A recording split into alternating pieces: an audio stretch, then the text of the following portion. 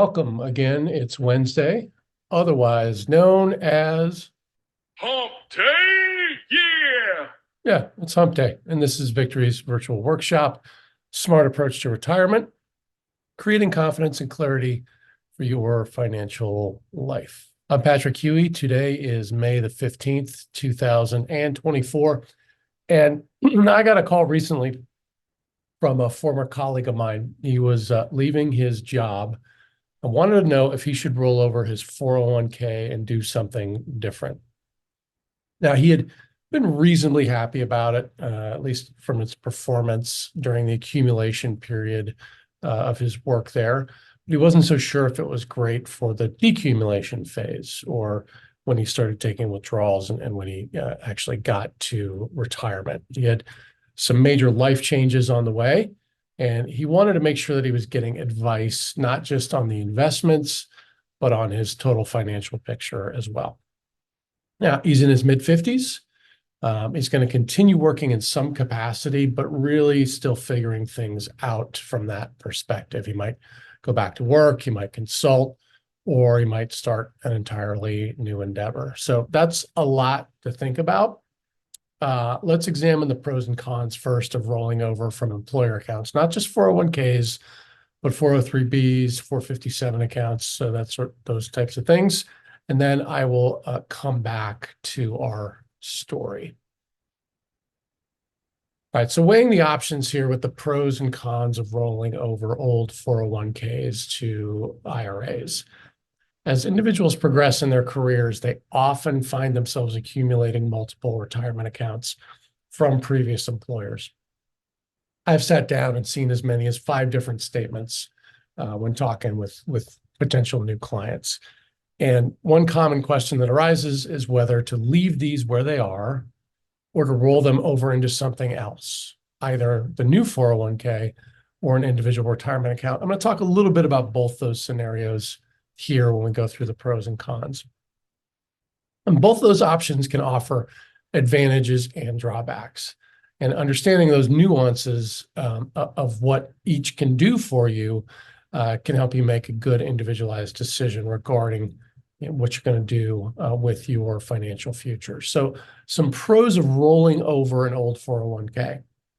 The major benefit that I see with doing rollovers is staying organized, staying on top of things. Because, I can always tell when somebody comes and sits down and they've got those 5 statements and they kind of spill out of a folder that maybe the grand plan isn't so grand, and maybe it's not even a plan.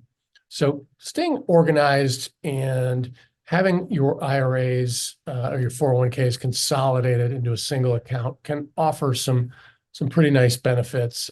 Transferring funds from multiple accounts into a single IRA can really simplify your overall financial management. It's fewer statements. It is less clutter. It's easier to track. And this consolidation and streamlining and record keeping makes it easier to keep on top of your investments and manage those retirement savings as effectively as possible. Number 2 is the expanding universe.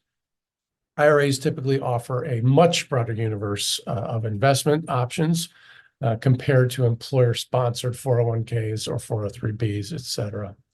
Now, while employer-sponsored plans have limited investment choices selected by the employer, your IRAs are going to have access to various stock, bond, mutual fund, exchange-traded funds, alternative investments, et cetera, et cetera. That flexibility allows an investor to tailor their portfolio to their own risk tolerance, their investment goals, and their time horizon. It's a little bit finer of an instrument than the 401k. You can potentially also see IRAs offer lower fees compared to 401ks. Now, I know 401ks are known to be fairly low in their fee structures, but if you're going to manage an IRA yourself, if you're qualified to do that, and you own individual stocks and low-cost ETFs, you can actually beat the 401k plans in most cases. And those 401k plan fees are actually based on how big the plan is. So the smaller the plan that you're involved with, typically the higher fees, which can eat into your returns over time. So by rolling into an IRA, in selecting some low-cost investment options, you can potentially reduce your overall fees, preserving more for your retirement savings. There's also some Roth conversion opportunities. Okay, rolling over a traditional 401k into a Roth IRA could actually provide opportunities for tax diversification and tax-free withdrawals in retirement. Now, contributions to traditional 401k plans are made with pre-tax dollars, right? So they are taxed upon withdrawal, while Roth IRAs offer tax-free growth and qualified distributions. What you're doing if you actually do a Roth conversion from a traditional 401k into a Roth IRA is you are firing Uncle Sam as your investment partner, which in many cases is preferable. Okay, but it does involve paying taxes on a converted amount when you do the conversion, right? So you're going to pay taxes now to do that conversion, but this can be advantageous for individuals expecting to be in a higher bracket in retirement, and they're seeking some tax-free income options. I've got a whole other series on why Roth conversions could be beneficial to you. Check that out on the YouTube channel if you're interested. Additional services, right? Rolling over to an IRA may also provide you the opportunity to access services such as tax planning, investment planning, comprehensive financial planning, and more. So think about how much, if any, of that kind of stuff that you can afford to DIY. Okay, if you're not a do-it-yourselfer, really think strongly about what you can access by rolling over versus keeping it inside of a 401k. Okay, some cons. Those are the pros of the rollover. Cons: if you're rolling over from an employer plan to an IRA, you lose potentially some creditor protection. Employer-sponsored 401k plans are protected under ERISA, the Employee Retirement Income Security Act, and that provides certain legal protections against creditors and bankruptcy. In contrast, IRAs have varying levels of creditor protection. It's a little more nuanced depending on state law and the type of IRA that you have. So while some states can offer strong protection for these types of accounts, others may be more limited. So at least consider that before you make a blind choice to do a rollover. Second, early withdrawal penalties. Individuals under the age of 59 and a half who withdraw funds from an IRA may be subject to early withdrawal penalties of about 10%, in addition to ordinary income tax on the withdrawal amount. And while 401k plans also impose early withdrawal penalties, some, keyword is some, you have to know what's in your employer-sponsored plan document.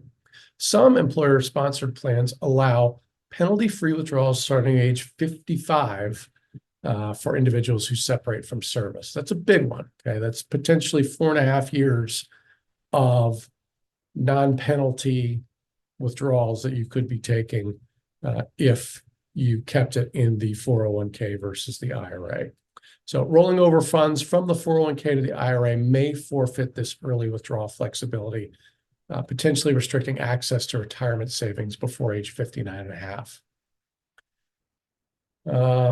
Number 3 is required minimum distributions. Okay, traditional IRAs are subject to required minimum distributions starting at age 73 under the new law. If you're 71 or 2 and you're watching this video and you're already taking required distributions, it's because you started before the law changed. The rules for qualified employer plans, such as 401ks, are different. If you continue to work past age 73 and do not own more than 5% of the business you work for, most plans allow you to postpone RMDs from your current, but not a prior employer's plan until no later than April 1st of the year after you finally stop working. Okay, so if you have a 401k from a prior employer, you'll still be subject to the RMD requirement. But check with your current plan administrator for both your new and prior employers and see if you are able to roll over the old 401k into the new one. That way, when they go to calculate and see if you're responsible for RMDs, they just see your current 401k plan, right? That's the real takeaway here. If you're going to keep working into your 70s, you may, if your current plan allows it, consolidate your old 401ks there. Employer benefits and services. Some employer-sponsored 401k plans, not many, quite frankly, but some offer unique benefits, services, or investment options that may not be available to you in an IRA. This could include things like an employer match, access to financial advisors, discounted brokerage services, specialized investment funds, and loans. So before rolling over 401k to an IRA, consider whether you would lose any of those potentially valuable benefits. We talked about loans. 401k plans may allow participants to borrow against their retirement savings, though it's only recommended in emergencies. But rolling over funds from a 401k to an IRA eliminates the ability to take loans. So you cannot take a loan against an IRA balance, only a 401k. So deciding whether to roll over 401k accounts to IRAs requires careful consideration of the advantages and disadvantages. And while IRAs offer benefits such as consolidation, expanded investment options, greater control, potentially better services, they also come with potential drawbacks like the loss of creditor protection, early withdrawal penalties, and a different take on required minimum distributions. So don't make this decision in a snap judgment. Make sure you assess your financial circumstances, your unique financial circumstances, your retirement goals, and your preferences to determine what approach is going to best align with your needs. And of course, we've got a checklist to do that. And of course, consulting with a financial advisor can provide personalized guidance in these types of matters. We do it all the time. So let's take a look, go back into my story with my former colleague and see how his decision progressed with his 401k. Right, so we start up here in the upper left, and after reviewing the summary plan description and investment options, are you satisfied that your plan is well managed and meeting your needs? Well, the answer to that question was both yes and no for him. He was fairly happy with it, but he wasn't sure if it was going to be the right thing going forward. So we kind of punt that one anyway with these two blocks in the decision tree. And we move from there and say, okay, well, let's now consider if any of these scenarios might apply to your situation. Okay, you might want the option to contribute to this account in the future. No, that's not him. And you can only contribute to an active 401k account. That's not him either. By the way, the only reason you would be only able to contribute to an active 401k is you made too much money. Okay. So since none of those really apply, we come back down here and we say, okay, consider rolling the 401k into an active 401k or an IRA. But then we have some more considerations, right? If we consider these four scenarios and how they might apply to your situation. What if you're under 59 and a half and you want income or think you might potentially want income? That was a big one, especially in this case, because remember, the client's 55, right? He's got an unknown situation ahead of him with his employment. Do we know if he's going to need income or not? No. So we probably need to err on the side of caution there. All right. So younger than 59 and a half, we want to start thinking about some other options as well. Could he take a loan? Or will he need to take a loan? Well, if he needs to take a loan, then he shouldn't roll over 401k assets. Okay. And we've just talked about that. Younger than 59 and a half, loans could be a way to do that, to bridge the gap from 55 to 59 and a half. Or you can do what is called substantially equal periodic payments. That's the second of those four options, right? You are actually able to do substantially equal periodic payments from a 401k or an IRA up to age 59 and a half without incurring penalties.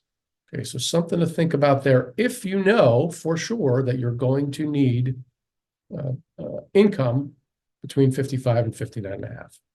Hardship withdrawal was number 3, wasn't really an issue. We're not looking at hardship scenarios here. And the fourth and final way to do this is roll over to the IRA, but realize that any distributions that come out of there will be subject to ordinary income tax and a 10% penalty. So what do we decide for this particular client? Well, we split the difference. And just going back to this beginning scenario where, not only were we splitting the difference from stage 1, where we said, well, yes and no, we should consider rolling a 401k, and we should consider leaving it where it is. In the end, we ended up doing both of those. We rolled over a significant amount of that 401k so that he could enjoy an expanded universe of investments, as well as take part in our smart approach to retirement. But we also left some assets in his 401k so that he could take a loan or access them up to age 59.5 if between now and then he found himself needing income. Okay, so that's kind of how you would walk yourself or be walked through the decision matrix on how and why and when you might roll over assets out of an employer's account. Okay, that's it for today. Remember, being on glide path for and in retirement starts with a SMART approach, S-M-A-R-T. Okay, making sure your sources of income, medical and healthcare planning, advanced planning, risk management, and tax-efficient strategies all work together. You want a copy of this week's checklist or need to ask questions about rollovers or any other topic in my Smart Approach to Retirement series, you can email me at patrick@victoryindependentplanning.com. That's patrick@victoryindependentplanning.com. Like I said, that's it for this week. Thanks for checking in. I will see you next week.